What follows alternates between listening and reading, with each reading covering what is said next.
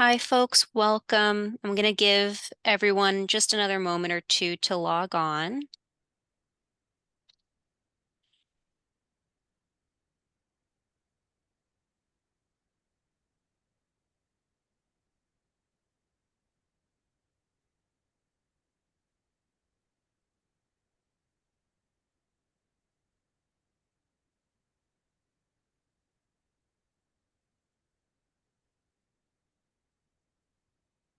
All right, folks. Well, welcome. My name is Gianna. I'm the head of reference here at the Chelmsford Public Library.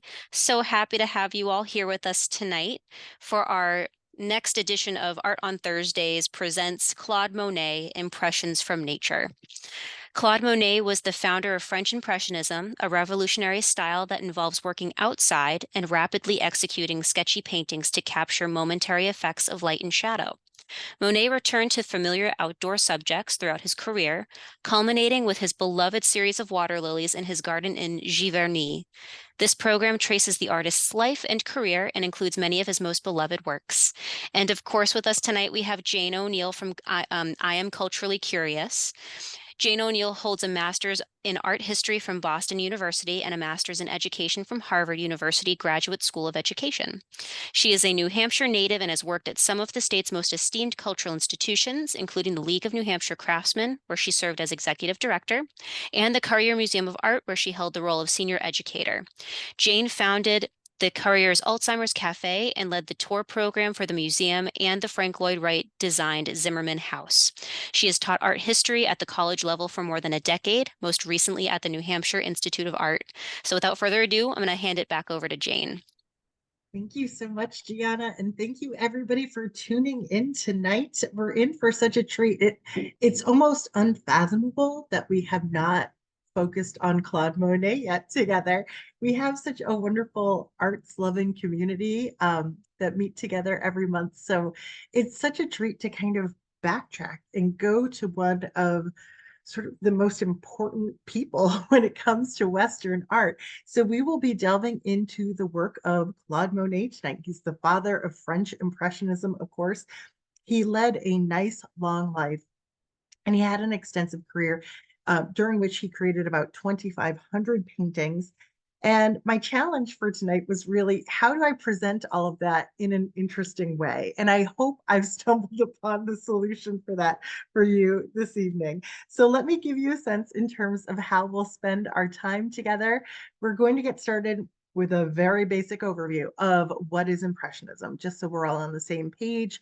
We'll fly right through that, and then we'll do a quick introduction to Claude Monet, but we're really going to get to know him better through these later categories. First, friendship, then love, then his interest in light, and then the focus on flowers. And then we'll draw everything together in a nice bow at the end with the conclusion.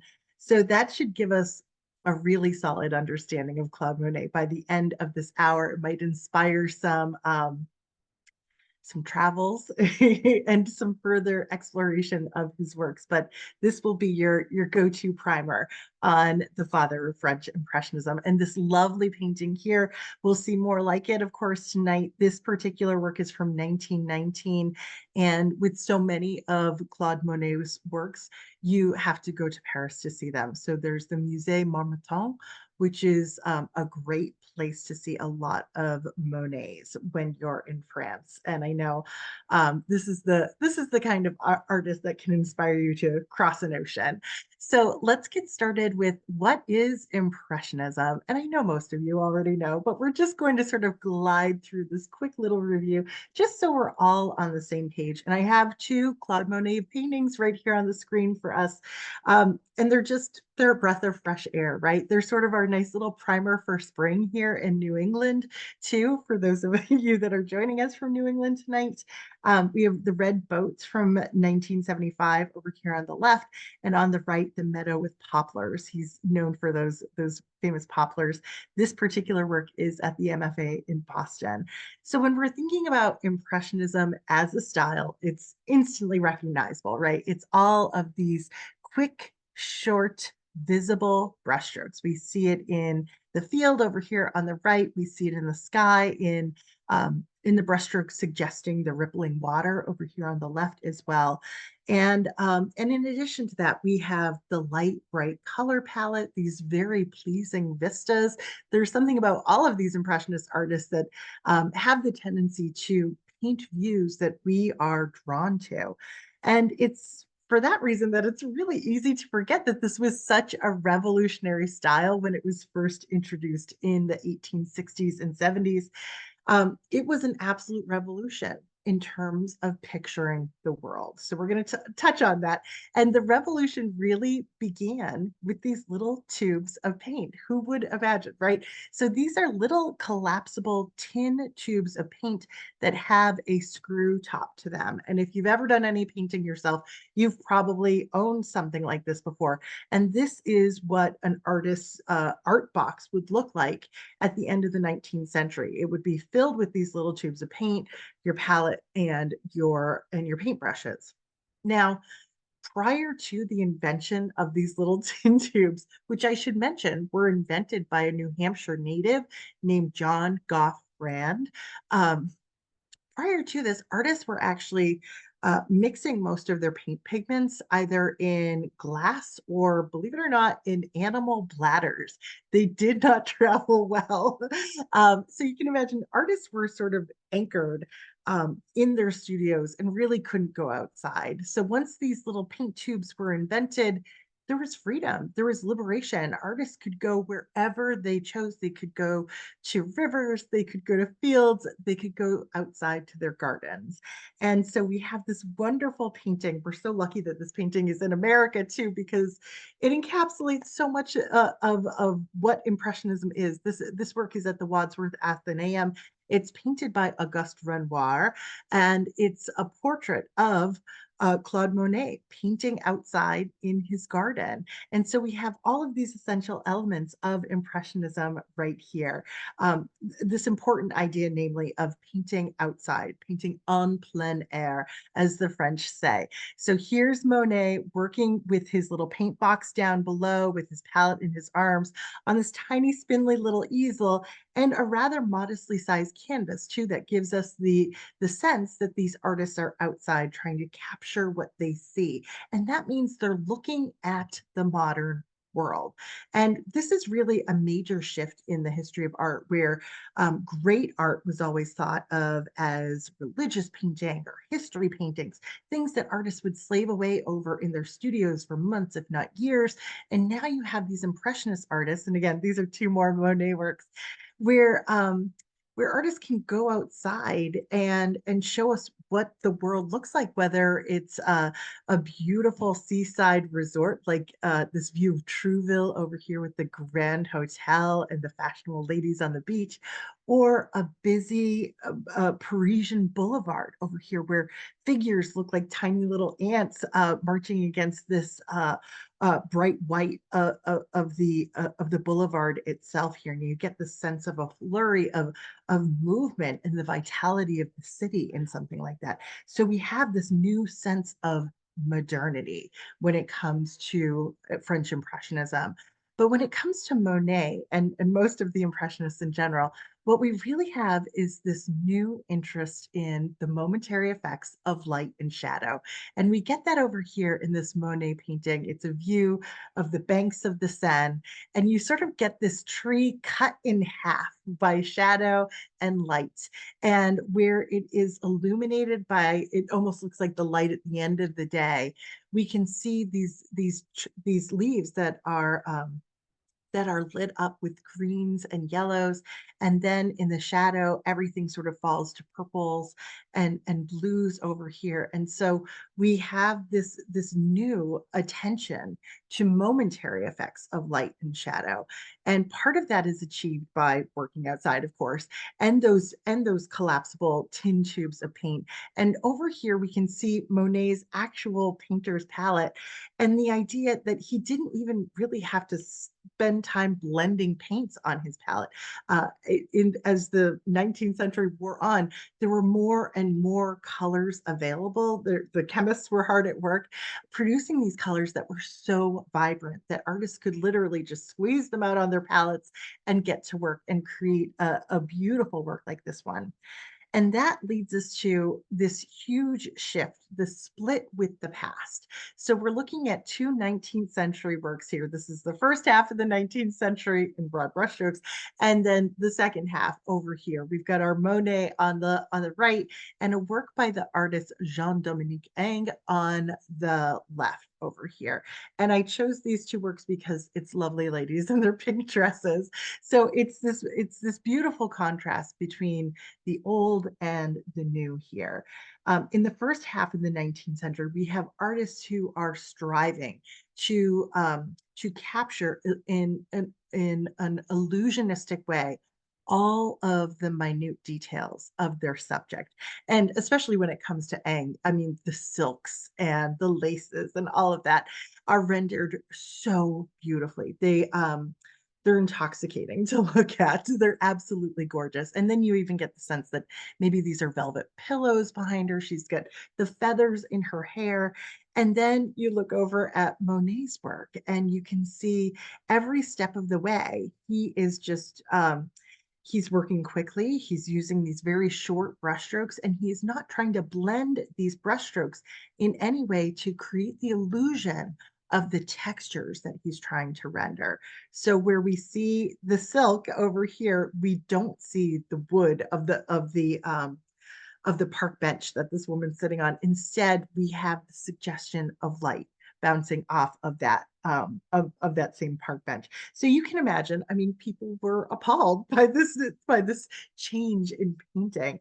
But Monet once said, "I want to paint the way a bird sings." And I love that quote. You can almost imagine his paintbrush like fluttering around the way the song of a bird sort of trills up and falls in the same way. I would contend that his painting even captures the world in a way that's closer to the way that we see things. So I'll give for an example. I have in my house wooden cabinetry in my kitchen, and I'm sure you all have wooden furniture somewhere in your homes. And I can look at the wooden cabinetry and understand that it's wooden, but I'd have to spend a lot of time with it to actually see and appreciate the beautiful grains of the wood, right? And Ang is giving us the equivalent of that beautiful grain in the wood that you would have to sit and study and really appreciate. Instead, Monet is giving us that first impression, that instinct that okay, there's wooden cabinetry here, and sort of dashing it off for us and illuminating these elements in the picture where the sun is sort of shining off of the background of the bench, etc. So he's giving us something that's closer to the approximation of quick glances around. And of course, the world is moving at a faster pace by this point in history, and it's moving faster than ever now. So I would say that his sense of how to capture the world at this time was in fact just so remarkable. It was really forward thinking. And he said, I tried to show what I saw in the most literal sense possible. So there's truth in all of this, I would say. And that leads us to what is the seminal impressionist work ever, the most important, the first one ever. This is the painting that gave birth to the movement. This is a view of this misty morning, um, where we see this orange sun coming up over the horizon, over the water here.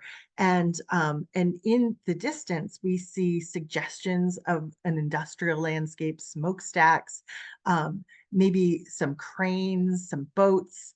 In the middle ground, on this kind of glassy water with just a few ripples in it, we have two silhouetted boats, but it's these brushstrokes in the water. It's the very loose peach paint up in the sky too that are just rendered in such a remarkably modern way that that people kind of lost their mind when they saw this.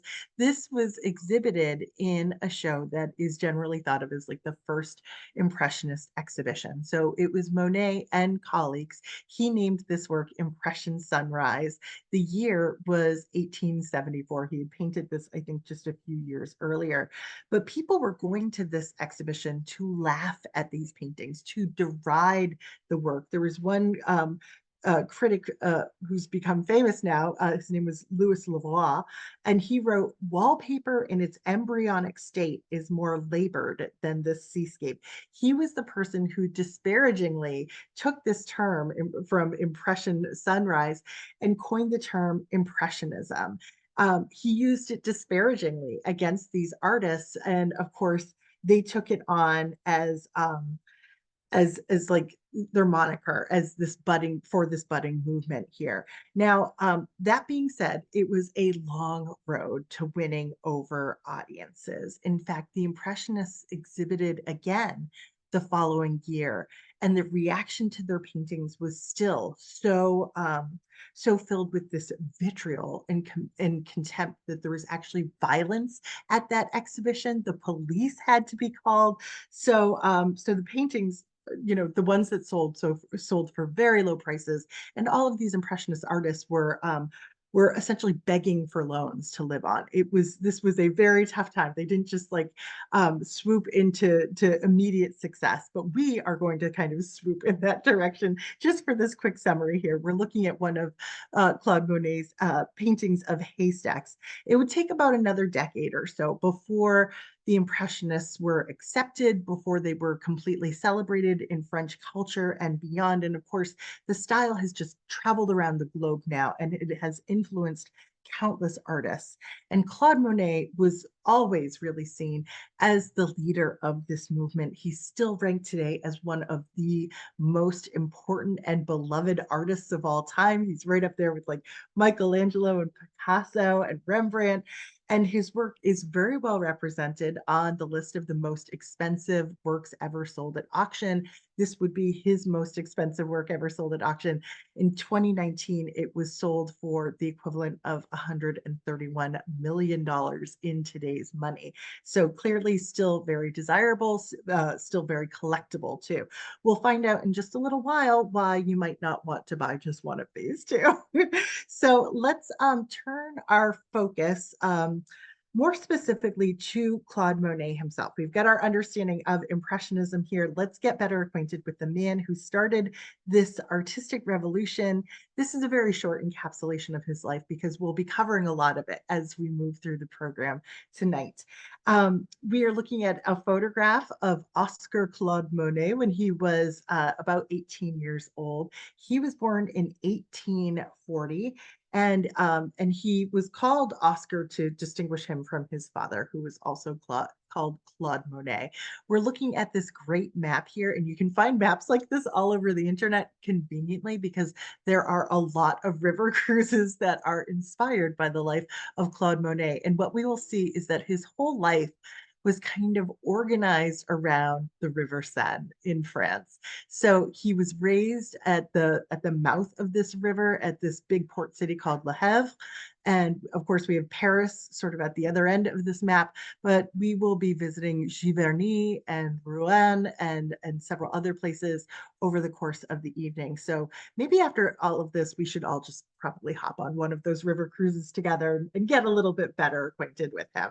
Okay, so he grew up in this port city. His mother encouraged his artistic talent. She was really supportive and interested. His father was dismissive. He wanted his son to go into the grocery business just like he did. And you get this sense that Monet's family was always very concerned about their status, that they wanted him to have a reputable job and a reputable life. So it was really his widowed, childless aunt who kind of took over and helped to oversee his path. And she thought, if you want to be an artist, we need to get you some formal training. So she even ensured that as a young man, he would go to the Louvre Museum, travel, from Le Havre down to Paris, go see the Louvre, and go make some paintings from the masters. Go do some copies. And he did just that. He went to the Louvre, saw all these other young artists copying the great masters, and he just decided to sit by the window and paint the outdoors. He said, no one could make me stick to the rules, even in my youngest days. And so, with that, he began a little business, even when he was just a teenager, of drawing these charcoal caricatures, mostly of people from Le Havre, and people were like lining up for these. Basically, they were paying him 10 francs, 20 francs, and he said, if I'd kept at it, I would have been a millionaire. Notice here too the O Monet, the Oscar Monet here. So these were incredibly popular, and believe it or not, this would be pretty much the most financial stability that he has for the next few decades. Here we see him as a young man, painted by the artist Carolus Duran. If you've been to some of my other art talks, you might recommend, or you might recognize that name, because he was also the master to young John Singer Sargent. So he was an important modern artist in France at the time, and poor Claude Monet. You can see him here just as a young man. I don't think you necessarily get a sense of his life through a picture like this, but this is a young man who was always outrunning predators. He would literally go and spend the night at a hotel and then run out of the building before he had to pay the bill. And painting in a style that wasn't popular never helped his finances. So sadly for him, by the age of 28, all of this really caught up with him. He was in a very dark place, and believe it or not, Claude Monet tried to end his life by drowning himself in the River Seine, which is what we're looking at here in one of his very lovely paintings from just a few years later. This is a beautiful work that's in the collection of the Philadelphia Museum of Art. It's really hard to imagine that the river that kind of directed his life, that so often inspired him, could have ended him. And depression haunted him throughout his entire life. He said once, beyond painting and gardening, I am good for nothing. And even still, he was known to destroy his canvases if he was not satisfied with them. So, this man that created these light, bright, beautiful, airy, sort of weightless paintings was really bogged down with the weight of the world so often. Now, these next two images show, well, give us a little peek into his family life. We are looking at paintings of his first son. This is Jean over here, and on the right as well, and his first wife, Camille. He was married in 1870 at the age of 30. This was well, more on that marriage, more on Camille in just a moment. But I will say, in the early years, his family was often featured in his artwork. Let's fast forward about another decade. Here we have a self portrait by Monet. And this was right around the time he started to achieve real success and stability in his life. It's a real striking self portrait, isn't he? Um, at this point, he had moved from Paris. He's moved to the suburb of Giverny, and this is where he's beginning the water lily series, and he's celebrated. He's married again. His family is growing, and here he's middle aged. He's confronting us, the viewer, and it almost seems as though his eyes are watering, doesn't it? It almost seems like he's close to tears here. Notice that his face is half in shadow, half in light, and that might be because this is an artist who is always interested in light, but it if we wanted to get a little bit analytical here, this could be because he's telling us a little bit about the nature of himself, the nature of his personality here. This is a man who had a dark side. The troubled young man who tried to drown himself in the Seine has grown into a moody and melancholy adult here. Now, one of the greatest challenges he faced later on in life had to do with his eyesight, with his vision, which is devastating when it comes to the work of an artist. So we're looking at two paintings here that were inspired by the water lily garden, which was a source of joy and inspiration for him for decades. We're going to be spending a little bit more time with it tonight. But beginning in the early years of the 20th century, Monet began to show signs of vision impairment, and his perception of colors suffered. His broad brushstrokes became even broader. It was almost like he was searching for something in those brushstrokes. And what we'll see is that the canvases become really yellowed. He uses a lot of magentas and browns instead of like these cool colors that he's so closely associated with. And so, in an attempt to sort of combat what was happening with his vision, he tried to make adjustments just in terms of his habits. He would keep really strict order of his paints, and he would label them, and he would start off a painting with like an idea and try to match that in his mind, knowing that his perception of color was couldn't help him to achieve what was in his mind. And he painted like that, believe it or not, for about a decade. Here's another example of one of these pictures that was so very much impacted by his vision impairment. So in 1823, he was, oh, sorry, I believe it was much earlier than that. I think at the beginning of the 19 teens, he was diagnosed as having nuclear cataracts in both eyes. And he resisted surgery. He didn't want to have surgery because other artists, including Mary Cassatt, had had cataract surgery at this right around this time and had gone completely blind. And he just did not want that fate. And so after a decade of painting like this, he finally relents to have surgery done in just one of his eyes. This is Monet recovering from that surgery. He actually said to his surgeon, "It was criminal to put me in this position." I think he was like a pretty cantankerous patient, but it was hard for him to be laid up and to not be able to see.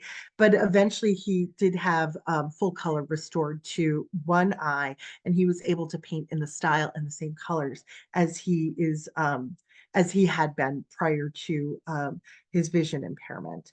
So, interestingly, it was said that he went back and destroyed a lot of those canvases that he created during that pre-operative period. So, just to wrap up quickly on Monet, like I said, we'll be getting a little bit deeper into him throughout the course of the evening.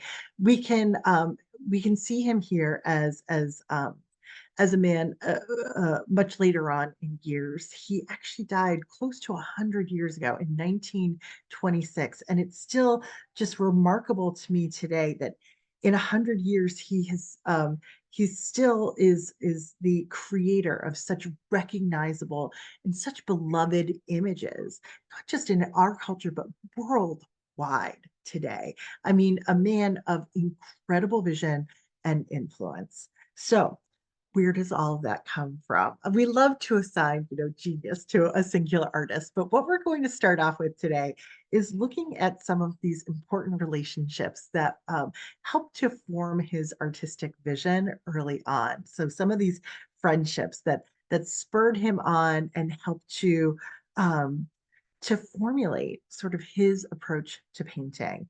So Monet met a number of young avant-garde painters when he was in art school studying to be a painter. And these well-dressed young men in their suits, I mean, we would hardly assume that they were avant-garde looking at them today, but they were very much so. This was a tight-knit group of young artists, really forward-thinking, most of them also painting outside on plein air. And they were really interested in exhibiting their work outside of these formal channels of selling art in France. So these revolutionary young artists, they would paint all day in their studio and then they'd come together at night at the cafes and talk about what they were doing. They were all living or working in this one district in Paris named Batignolles. So this is called a studio at Les Batignolles, and it was painted by an artist named Henri Fantin Latour. But importantly for us, the artist most celebrated here is not Monet, but Manet. He's like the senior artist here. He's like the grandfather to the movement in some ways. He's not that much older than everybody else. But Monet, our focus for tonight, is kind of standing in the back in the shadows. But these two artists, Manet and Monet, who were even in their lifetimes oftentimes mistaken for each other, they were instrumental in bringing all of these artists together. Cézanne, Renoir, I believe we can can see Renoir right over here, Degas, Sisley, others, to these conversations. And Monet wrote, nothing could be more interesting than these talks with their perpetual debates. We encouraged each other to explore ideas and enthusiasms for weeks and weeks, supporting each other until the idea took a final shape. We always came out better tempered, more confident, with our thoughts clearer. So this was a really important system of support for this young artist who was, grappling with poverty and depression at this time. So I mentioned Manet. We've got our Manet, we've got our Monet, and though that relationship there is really important because, of course, Manet was doing things that influenced Monet. And I should mention too that Manet, the senior statesman of Impressionism, was really annoyed initially to oftentimes be mistaken for Monet. But he made a splash in 1863 with this painting called Luncheon on the Grass. The nude made a splash, the contemporary subject made a splash, but also the way it was painted. Notice this kind of sketchy quality, especially back here in the top right quadrant. And people said, what was this, painted with a mop? And so to pay homage to this revolutionary work, Monet painted his own Luncheon on the Grass about 3 years later.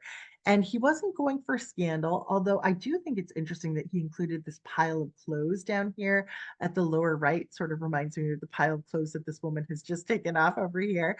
But instead, we have very fashionably dressed ladies. We have a whole group that's around this picnic here in the woods. But the focus, the star of the show, is the light coming through the leaves of this tree and even dappling that picnic blanket that we see on the ground. So Monet is already kind of declaring who he is and what his interest is as an artist. So these artistic friendships continue to propel him. And I love these two works together. These are paintings by Monet on the left and by his friend Auguste Renoir on the right. And they are of the same subject, a place called the Grenier, which was just out, a very fashionable restaurant just outside of Paris. This is like where a Parisian society was really hanging out in the summer. And these two artists just set up their easels side by side to paint society, really, to paint modern life unfolding in front of them. I love the details of the people swimming and boating in the water here, but the Grenier, it roughly translates to the cheese wheel. So you have to imagine walking out on this little plank on either side to this little fake island and then walking up on another plank to get to this floating restaurant. And for Monet, his interest is the reflection of light off of the water primarily.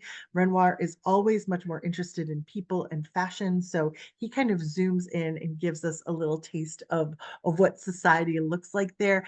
Imagine just walking in a seaside town today and seeing two people side by side at easels and thinking maybe their work will be hung together in museums in 150 years or so. But these two artists working together were propelling each other on. And so many of these young impressionists were supporting each other, working together outside.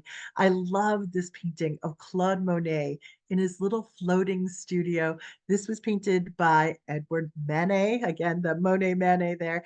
And we can see Monet's wife, Camille, in the background. We can see him presumably with his paint box, his paintbrush, working on this tiny little canvas here. If you're going to paint the River Seine, why not be on it? Monet returns the favor with this kind of muddy version or this muddy painting of Manet sitting at his easel over here. So all of these artists really aren't working independently. They're not cloistered away in their studios. They are sitting together. They're talking while they paint. They are sharing ideas all along the way. And as Monet gets a little bit older, younger artists are seeking him out to learn from him. Now he's become the elder statesman of French Impressionism. If you've been to my talks before, you've probably seen this painting here by the American expatriate artist John Singer Sargent, who went to Giverny to seek out Claude Monet. And here he is sitting alongside Claude Monet, trying out the style of these loose, kind of fluid brushstrokes here. And he paints Claude Monet at his own easel painting. Here's Claude Monet's wife over on the right. And there's just enough detail here that we even know what painting Monet was working on in this particular image. And what I always find kind of funny is that there is a tradition among artists is when you're sitting together and you paint each other that you would exchange those works as gifts. John Singer Sargent never gave this painting to Claude Monet. He kept it for himself. I think he was really proud to have made this connection, and he probably wanted to. It's like keeping an autograph or something or a photo with a celebrity. He kept it for himself. Now, we'll round out this quick section here with just two more paintings. And neither one of these are done by Claude Monet, but this is the Monet family that we're looking at. So this is Claude Monet over here on the far right, tending to his garden. There's chickens and roosters nearby. This is his wife sitting here with their oldest son, Jean, kind of leaning up against her. So the scenario here, we've got a Manet painting on the left, we've got a Renoir over here on the right. So even as Monet is up to other things, he's doing the other things of life, his artist friends are still coming over to his house, setting up their easels and just deciding, we'll paint you and we'll just sit side by side doing this. In fact, we know that Manet had sat down and had planned to, he brought his paints, he planned to kind of make this informal painting, this sketch. And then Renoir just shows up and he starts borrowing materials and he creates this alternative view that we see over here on the right. So all of these artists are working so collaboratively together early on. What we're going to do now is shift our attention to this woman, Camille, who has shown her face in so many of these early works. And this leads us to our next section about love. So this is Camille Dancio. I'm just going to call her Camille Monet. She is the first Mrs. Monet, and she was a frequent model for the Impressionists. We see her here in a photograph in the left and an early Monet work on the right. She met Claude Monet in 1865, so he was just 25 years old at the time. She was 18, and by that point, she'd already been modeling for a number of the French Impressionist artists, but she quickly became his favorite model and then his lover. And Monet's family did not approve of this relationship at all. They sort of forbade it. They said, if you're going to be with this young woman, we are not going to support you financially in any way. So really Monet and Camille Monet had to live together in poverty when they decided to be together. And Monet was so continually inspired by her. He painted her at least 30 different times. And we don't think of him as being a figurative painter at all. We think of him as being a landscape painter, but his early images are dominated by her. So on the right, the woman in the green dress here, this is painted in 1866. It was exhibited at the Paris Salon, the big annual state-sponsored exhibition, and it got all of this great acclaim. And we see this beautiful green dress, and that green is going to become a little bit of a signature for Monet. We see her skin kind of radiating against this dark background here. It doesn't look like a typical Monet at all, does it? I mean, we don't see those short, quick, broken brushstrokes, but at this point, he's still kind of emulating Manet. And this is a work that we oftentimes think of as being a big transition away from Manet into Monet finding himself. And this is simply called Women in a Garden. It's from the following year, 1866. If you're dying to see it today, it's at the Musée d'Orsay. Camille posed for all four of these figures, and Monet painted it outside.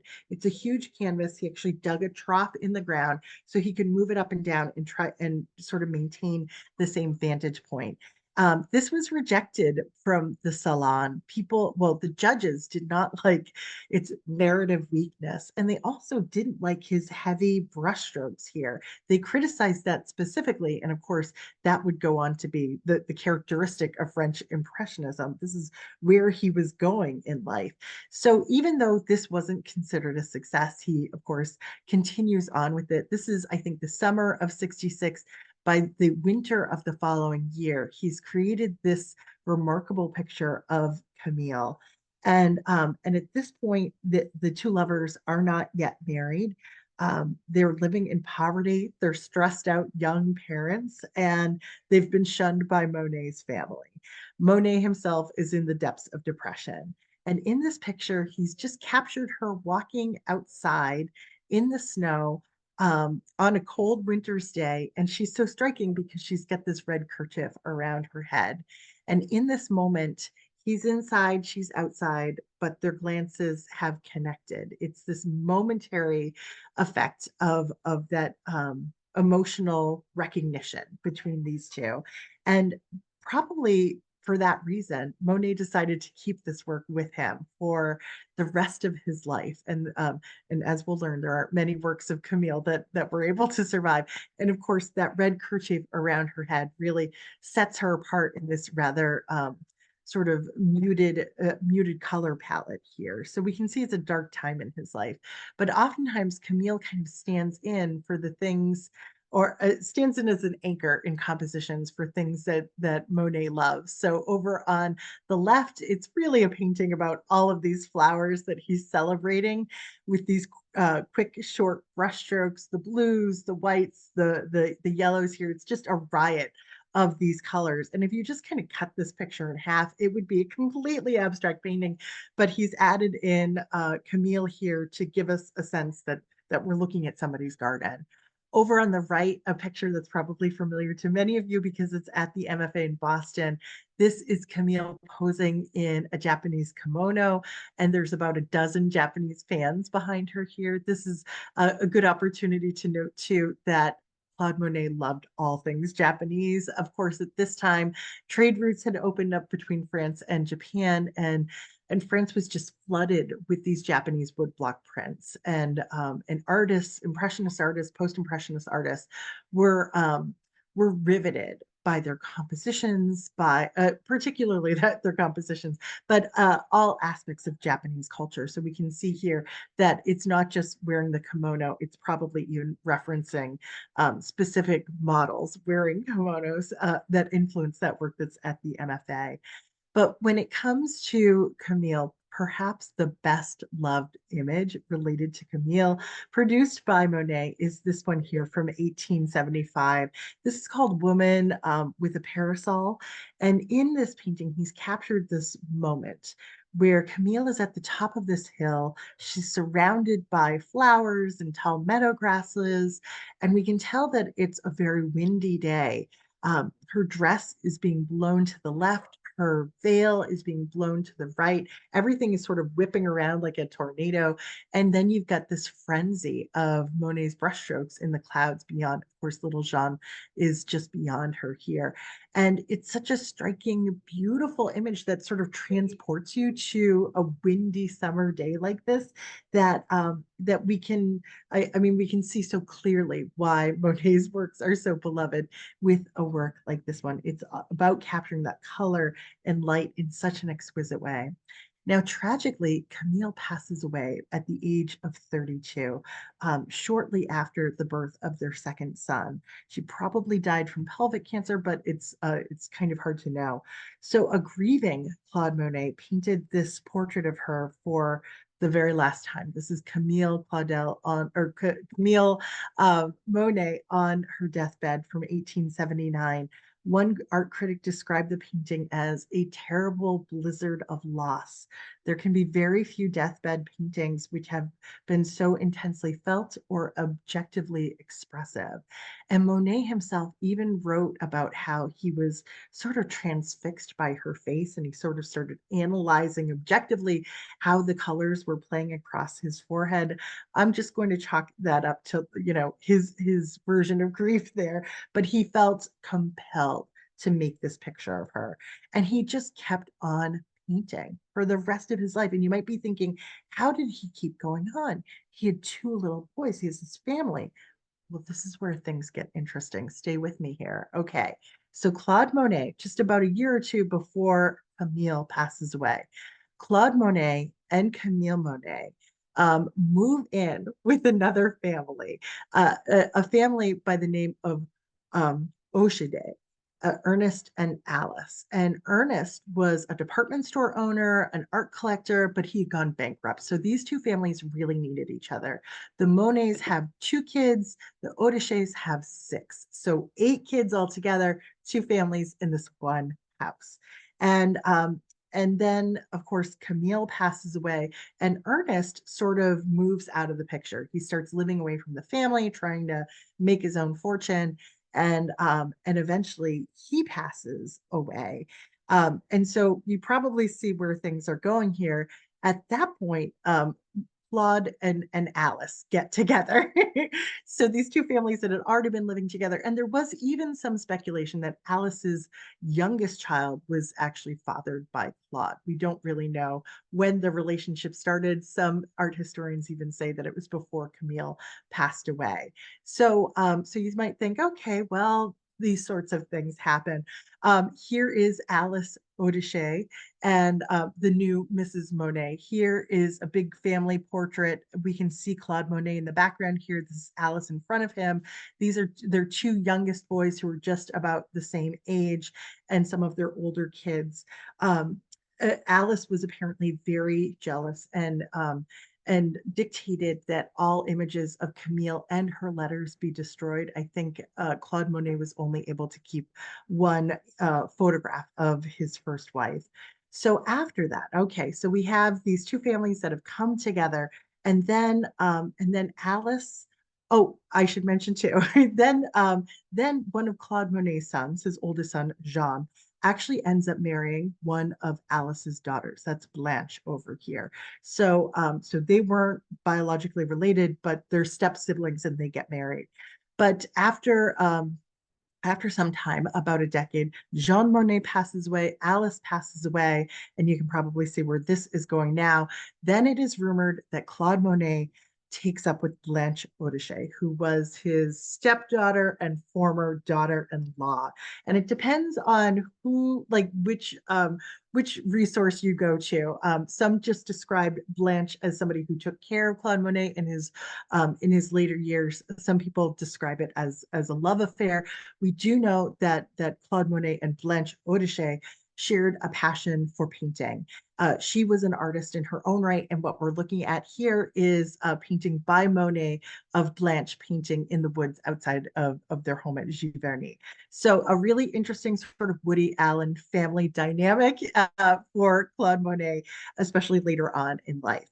Okay, so now we're going to shift gears and get to what really Claude Monet is probably best celebrated for, and that is his preoccupation with light. And this really begins in the 1890s. This is when he gets into his series, a similar subject from different vantage points. This is really all about momentary effects and changes in light.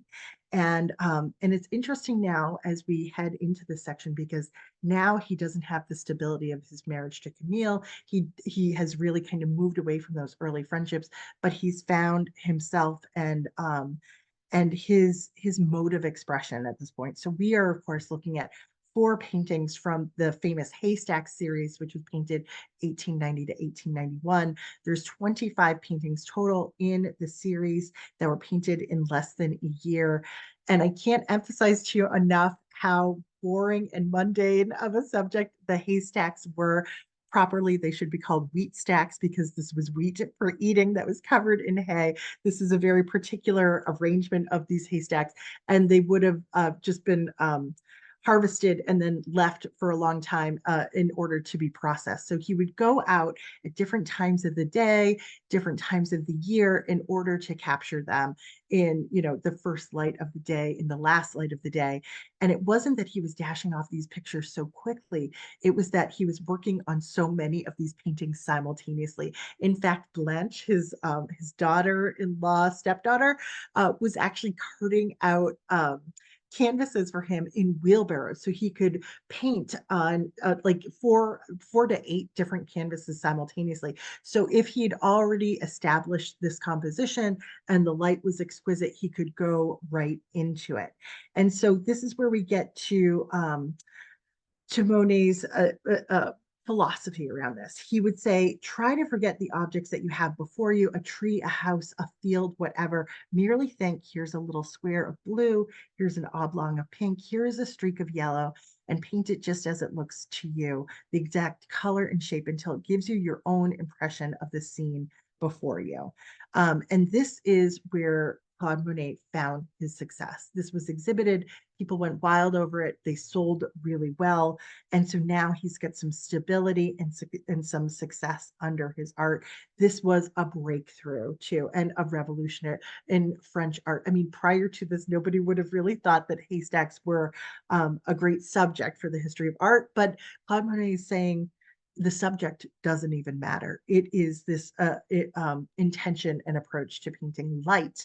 And the kicker here is that you kind of need to see them all together in order to really appreciate it.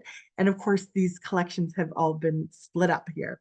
So what we're going to do is turn our attention very quickly to another series by Claude Monet. That's the Rouen Cathedral paintings.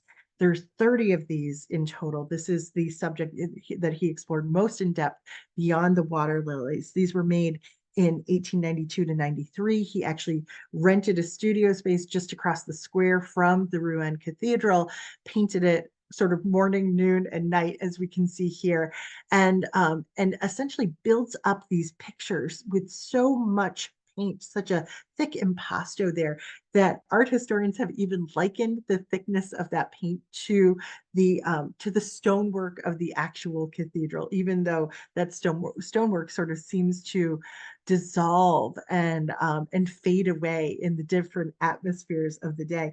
This was considered a particularly patriotic subject matter for him to paint because, French Gothic architecture was like this huge an enormous success for French culture. So even at the time, people were saying, don't split up the series. The French state should buy it. But of course, that's not what happened. So you have to go to different museums in order to see these all together. He also painted poplars. He had a number of series. Most people aren't familiar with all of them. We can't touch on all of them tonight, but the poplars were painted in 1891. He was out in one of his floating studios in order to capture them. He was just sort of entranced by these tall, skinny trees. Before he was done with the series, the owner of these poplars decided that they were just going to auction them off, like cut them down and sell them for lumber. So Claude Monet had to buy them so that he could finish his paintings, and then eventually he just sold them to a lumberyard too. But we can see again these his ability to capture this subject, this natural subject too, in different qualities of light, different times of day. Now, interestingly, he kind of started doing his series in an industrial space, in a very modern space, the Gare Saint-Lazare, which is the Saint-Lazare train station. And if you think about it, it makes total sense because this is an artist who was interested in momentary effects of light and shadow. And the steam of these trains was constantly changing the atmosphere inside the train station. He had to he was working very closely with the director of the train station in order to paint this setting. And apparently, at one point, he even asked to kind of coordinate the release of steam from multiple engines just to kind of flood the place with steam. One critic even wrote, the poetry of the 19th century is steam. So I think that's what drew him to this. It's not always considered a true series for Monet because he actually uses different vantage points in pictures other than this one. But here we get the sense that he's drawn to the same subject. He wants to paint it at different times of day and capture different qualities of light here. He also moved outside of the boundaries of France too. He loved England, and he would oftentimes travel there to paint the Waterloo Bridge, which we see in different effects of time of day and atmosphere. I just particularly love the light shining off of this top right one over here, the steam kind of coming over the top of the bridge down below on the left. He had this one hotel room that he would always stay in order to get the same vantage point. And these sort of remind me of Impression Sunrise, that first stab that he had at impressionistic painting. And if you're so inclined to do kind of a Claude Monet tour, you can go to England and stay in the exact same hotel room at the Savoy. For some reason, they call it used to be called the Monet Suite, and now it's just called the Personality Suite with the river view, and get that exact same perspective that he had when he was there. So if you're going to travel to see Claude Monet, it's probably not the Waterloo Bridge that's going to move you. I would highly recommend starting with the flowers and heading to Giverny first. Okay, so let's focus our attention in our last few minutes here on Claude Monet as a gardener and Claude Monet as a painter of that garden. We can see him here at about middle age, standing in one of his gardens at a rented property. And this is a picture or a painting of one of his gardens at a rented property in Vautoy from 1881. And even at this rented property, I mean, we have like these towering sunflowers. We've got the tall grasses in the ginger jars in the foreground. I think we would all love to just spend a day in like this sun-drenched view that he's created here. It's just absolutely magnificent. Claude Monet said that gardening was a profession that he learned to take on in his youth when he was unhappy. So he was always sort of trying to find his way emotionally in tending to a garden. And I think you could probably extend that to painting gardens as well. So in 1883, he is able to purchase this unbelievable house in Giverny, which was a charming little village about 40 miles outside of Paris. He was 43 at the time, so exactly the midpoint of his life. And for the next 43 years, he is going to be inspired by this property. In Giverny, he found sort of the solitary retreat that he'd always been looking for. And doesn't it look like a little slice of heaven? Don't we all just want to move to Giverny right now? So he was able to afford this property based off of the success of some of those early series that he was doing, like the Haystacks. At this point, he was already living there, but he didn't own the house. And once he owned it, he immediately started making changes to the gardens, to these flower beds that we see here. And he's asking Alice to help him and Alice's children. And one of the first things that he did actually was paint the shutters of the house to this color green. In fact, the people of Giverny began to refer to it as a Monet green. And it kind of reminds me of that green dress that Camille was wearing in one of his very first paintings of her. And I always wonder if it's his way of kind of paying homage to her and that early happiness that he had.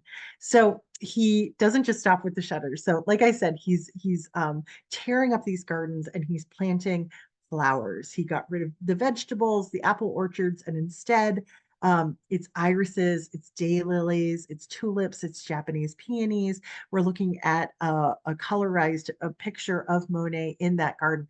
Look at the house itself too. Just it looks like it's alive. It's just covered with these vines and greenery. It's like a full extension of his garden. Now, this is the primary garden pathway leading to the house. They added these arches to it and grew I think wisteria in over those arches. And so it's called, the arched garden pathway here. And if we're looking down at the property, there's that arched garden pathway. There's the house at the top of the slide here. And you can see these formal gardens with the rectilinear lines, some greenhouses, a studio over here. Well, eventually, Claude Monet is able to acquire the property just on the other side of this road. And that is, of course, where he is able to build his water lily garden. It's a construction. It's his idea, it's his fantasy. He's able to divert this little waterway in order to create this water lily pond. He constructs these paths that kind of meander around, hugging the contours of that pond. So we've gone to from rectilinear to something that's curvilinear. It's a completely different landscape. It's dreamy, it's romantic, moving away from everything that's sort of regimented there. And of course, that water lily pond would be the source of his inspiration in terms of his paintings for years to come. He even builds the Japanese footbridge here. It's this arched little footbridge, which are traditionally painted red if you're looking at Japanese culture, but he painted it that green, the same as the shutters, the same as Camille's dress from that early painting too. This painting over here on the left is at the National Gallery of Art. So here is a present day view of the gardens, which have been beautifully restored. And we can see that it's just this rich mix of textures, of colors. And a lot of the color is produced from the greenery, not from the flowers. It's sort of like he wanted to allow for those water lilies to be the stars of the show. And he would import these water lilies from Africa, from South America. Over the years, he added things like bamboo and rhododendron and cherry trees and all of that, but it really kind of started off with the greenery. And it created this beautiful, tranquil place for him to paint. You can almost think of him as a collaborator with nature. He wanted to paint it, but he also wanted to shape it, right? Now, you might be thinking, how on earth did he have the time to do this? How can he paint everything and then also maintain these gardens? Well, he had six gardeners under his employ who were able to realize his vision for him. We're looking at two of his famous water lily paintings here. He said, "Everything I have earned has gone into these gardens. My gardens are my most beautiful work of art." When he wanted to paint his water lilies, he would actually send one of his gardeners out on a boat into the pond, and he would dip each one of these water lilies into the water to clean them off because there was so much dust from a nearby road. So much dust that eventually Monet paid out of his own pocket to pave that road so that the dirt wouldn't impact his water lily garden. He would spend up to 40,000 francs a year on greenhouses, on heating, these creating heating systems for his water lilies. He poured everything into this garden. And here is another sort of early water lily painting where we can see that his focus is sort of the surface of the water here. He provides an edge where we can see the greenery at the edge of the pond, but with the focus on the surface of the water, we get the reflection of the sky above. We have the mirror-like surface here where we have just the water lilies resting upon that, and then even the suggestion of what's below the surface as well. So you have a whole world from sky to below water encapsulated in these paintings, and that sort of shifts over time. What he begins to do is omit any kind of framing device in these compositions. So there's no water's edge here. And instead, the paintings kind of flatten out. I mean, you do get this, we understand that there's a sense of perspective leading our eye back in both of these pictures, but there's really, this is kind of paving the way for 20th century artists like Picasso and even Jackson Pollock to just think of pictures as being rather flat. With these two works, we can see that he also, with the water lilies, worked on multiple canvases simultaneously. This is almost the exact same composition, but it's a dramatically different time of day, dramatically different quality of light with these two works here. And then eventually, art historians would say that he essentially inverts landscapes. Eventually, his sky is at the bottom, his greenery is at the top, simply because of the reflections of his water lily pond. He didn't know it, like I said, but he's really paving the way for all of this radical innovation of the 20th century. So in his later years, his water lilies become really abstract. He's using bigger, broader brushstrokes in order to just suggest the forms of those water lilies sitting on top of the surface of the water there. And I should mention that in 1909, Monet had his first exhibit of water lily paintings, and it was met with resounding acclaim and success. Gone were the days of people going and getting violent at his exhibition openings. He was at this point just renowned as France's greatest painter, not to mention France's greatest gardener. So we see him here in his studio, actually, because it's very well known that he would start these paintings by his water lily gardens, but he would end them in his studio. And he would work up to like 60 different sessions per painting. I mean, we think of him as being prolific with these water lilies. He's working on them for decades, but he really only produced about 250 water lily paintings because he kind of overworked them. Sometimes there's like 15 layers of paint with these water lily paintings, and he would get super frustrated and angry as he's painting them, sometimes slashing the paintings, destroying them if they didn't meet his satisfaction in the process. Now, at the very end of his life, he decides to take on water lilies on a grand scale. And I'm sure you've probably all seen at some point a picture of Claude Monet standing in front of these massive paintings. Some of them are as tall as 6 feet and as long as about 55 feet. This project was called the Grand Decorations. They were monumental canvases of his water lily garden, which were sort of like a grand finale in his career. They were meant to be about the symbiosis between his water lily gardens and his paintings. So he executed these works in the midst of World War One, where he's just feeling angry and frustrated that he couldn't be contributing to the war effort in a more meaningful way. But he decided this was the ultimate expression of his patriotism. And he decided to donate these works to the French state. He did that on the day of the armistice in 1918. So this was like a dedication to peace, essentially.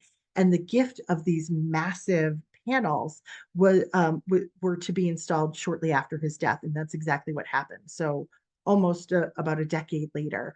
So if you wanted to see these huge paintings, which are known as sort of like the Sistine Chapel of Impressionist painting, you would go to the Orangerie in Paris. And on the second floor, there are these two elliptical galleries that were sort of designed, planned by Claude Monet to exhibit these massive, long, like 55-foot long canvases, these like views of his water lily garden in 360 degrees.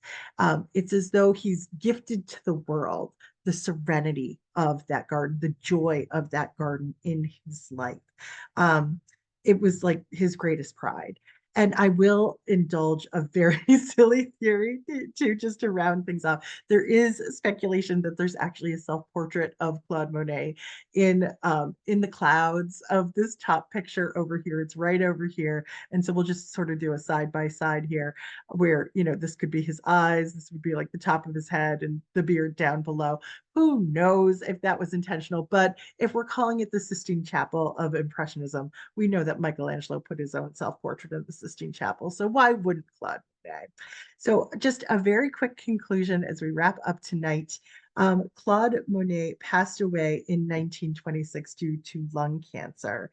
And as he knew in that final year that he was declining, his best friend, the former prime minister of France, Georges Clemenceau, wrote to Monet and said, "What more could one ask for? You've had the best life a man could dream of." And Clemenceau was by his side when the artist passed away. And famously at Monet's funeral, when they draped his casket with a black cloth, which was customary, Clemenceau went over, pulled the black cloth over, and said, "No black for Monet," and put instead like floral curtains over his casket. So these days, Claude Monet's water lily gardens have been beautifully restored. They were reopened. Well, they were opened to the public in 1980, and at this point, about 500,000 people go to the small town of Giverny to see them for themselves while they're open about 7 months a year. And as I said, Monet said, my garden is my most beautiful work of art. Here's just his interpretation of those gardens one last time. So I'll give Monet the final word in today's program. He said, people discuss my art and pretend to understand as if it were necessary to understand when it's simply necessary to love. So I will end it there for now, and I welcome any questions or comments you have about Claude Monet. I'm sorry we went a little bit long tonight. Start looking at the Q&A here and then the chat. Um, Someone asked, what is the name of the museum in Paris where the first painting on the overview page can be found? That's called the Marmottan. Let's see if I can type that in here. I might have to put that into the chat. Marmotton. That's where you can see a lot of Claude Monet's work. His younger son, Michel, inherited almost, essentially the whole estate, and he passed away in 1966. And I believe his will had bequeathed most of Monet's work to the Marmottan by that point. And where was that first exhibition of Monet and the others? Ooh, the exact location? That's a very good question, anonymous attendee. I'm not sure off the top of my head. Let's see if it's in my notes. It's generally just referred to as the First Impressionist exhibition. I'm not sure if I have the location in my notes. It was in Paris. They at that point they weren't the Impressionists, so it was known as the Anonymous Society of Painters, Sculptors, and Printmakers. But the location, I'm sorry, I don't have in my notes. I'm sure we could track that down easily though. And somebody else asked, did Monet live in the flower house alone? No, so he lived there with Alice Audenchet and then her family as well. And then after Alice passed away, with Blanche, and others from the Audenchet family. Elizabeth asks, has the stolen Impression Sunrise ever been found? Great question. I don't have that at the I didn't look into that before I prepared for tonight's talk. So many works by Monet have been stolen. Some were looted by the Nazis during World War II. That particular work, I don't know the status of, Elizabeth, but thanks for asking that. I will try to delve into that just to be better prepared the next time I give this one. Let's see. I'm going to go back to the chat here and just see if there's any questions in the chat. JD says, were there any innovations, improvements in paintbrushes along with the invention of paint tubes? Great question. That's something I never even considered. I'd have to look into it. Thanks for asking it. It's got me thinking about all of this in a new way. I wonder if they were being mass produced now, maybe easier to acquire in the same way. That's a great question. Rocco says, were there forerunners of French Impressionists in other countries of Europe? Great question, Rocco. Monet had spent time in England. He was very much influenced by J.M.W. Turner and Constable, who were English painters who were already doing this kind of loose thing with their brushwork, but not quite French Impressionism. So that's one instance that stands out to me. There's probably plenty of others. Elaine asks, why did his family forbid the relationship between Monet and Camille? I think she just wasn't high enough class, this young teenager working as a model for these revolutionary artists. That's not who they envisioned their young son to be with. I think it was a class issue. Um, and Tamara says, please let the audience know that the MFA in Boston is one of the largest collections of Monet paintings outside of France. Thanks for adding that. Nancy says, oh, going back to the MFA. Direct directions there. Larry, I'm glad you like the Woody Allen reference because that's actually my dad's joke. I had to throw it in there tonight. Michelle, I have to give my dad credit too. Definitely want to check out the collection soon. Oh, and the river cruises, right? There's so many. We all need to go on one of these river cruises now. Ed Harris played Monet. Wow. I didn't even know that. We're gonna have to look up Ed Harris. Apparently, he's like this master actor when it comes to artists because he did Pollock and he did Pollock so beautifully. Um, let's see here. Wow, somebody was just at the Claude Monet house 3 weeks ago. It stays with you, doesn't it? If you haven't been, everyone, please add it to your list, the top of your list. And Amy adds, yep, even on a rainy day, the gardens were spectacular. Thank you for the kind words that are coming in.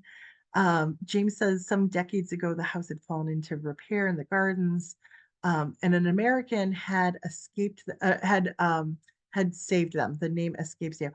The name escapes me too. I'd have to look into that. I think I just did like a superficial look at the restoration of the gardens, but there's also a little museum of American Impressionists there, if I'm remembering correctly. So America sort of looms large in Giverny. Um, Everybody, thank you for your kind words. Let's see.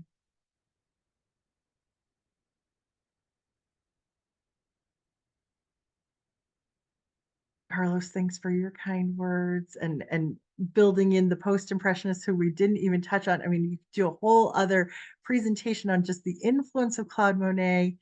Um, I'm glad it seems like tonight people connected with, learning a little bit about him and learning so much about his paintings. So I'm glad you people enjoyed this. Oh, thank you so much for these kind words.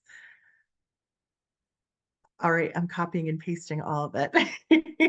I think I got to most of the questions here, Gianna. Um, yes. Awesome. All Thank you right, so much, everyone. everyone. Well, thank you so much for joining us tonight. And of course, thank you, Jane, as always, for this great presentation. I do want to let folks know a couple things. So first and foremost, this was a recorded presentation. So as long as you are registered, you should be receiving an email, hopefully sometime tomorrow or early next week with the recording. So be sure to take a look out for that. And then also, please be sure if you're interested in next month's presentation, you can register at the library website. We do have a blog post on there that has all of the upcoming presentations and all of the registration links. If you need any help with that, you can always call the library as well. We're more than happy to do that for you. And next month in May, it's going to be on May 30th at 7 p.m. on Zoom, Maxfield Parish, Myth and Whimsy. So please join us for that. All right, everyone. Well, thank you so much. Thanks, Jane. Thank you so much. Take care, everyone. Have a great Bye, night. Thanks for your everyone. kind words.